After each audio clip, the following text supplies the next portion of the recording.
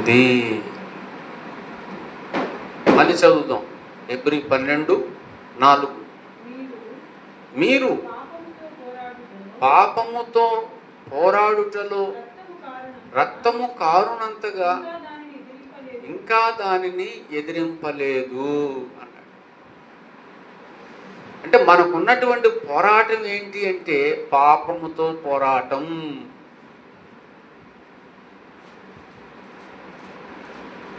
పాపము నుండి విడిపింపబడినటువంటి మనం దేవునిలో దేవుని పిల్లలుగా ఉన్నటువంటి మనం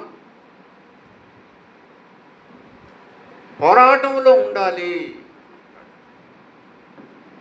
దేనితో పోరాటం? పాపముతో పోరాటం. పాపంతో పోరాటం ఎందుకు? పాపంతో పోరాడాలా? అవును, పాపంతో పోరాడాలి అంటున్నాడు. ఎందుకు పోరాడాలి పాపంతో అంటే మరలా పాపములో పడిపోకుండా. అదే దాని అర్థం. మరలా ఆ పాపములో పడిపోకుండా పొందినటువంటి బాప్తిస్మాన్ని, మారు మనస్సును, రక్షణ భాగ్యమును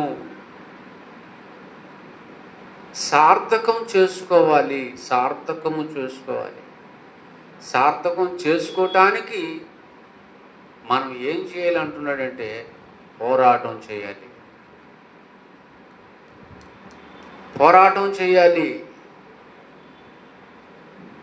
ఏది పోరాటం అంటే ఇదే పోరాటం, పాపముతో పోరాటం అని మాట్లాడు. పాపంలో ఉన్నప్పుడు మనం అందరం పాపం యొక్క పక్షాన ఉన్నటువంటి వారమే. అవును, మనం అందరం ఏ భేదం లేదు, అందరం దాని పక్షాన ఉన్నటువంటి వారమే మనం అందరం. కానీ పాపము నుండి మనం ఆయన కృప వలన, యేసుక్రీస్తు వారి యొక్క త్యాగం వలన మనం వేరైపోయాం, సపరేట్ అయిపోయాం.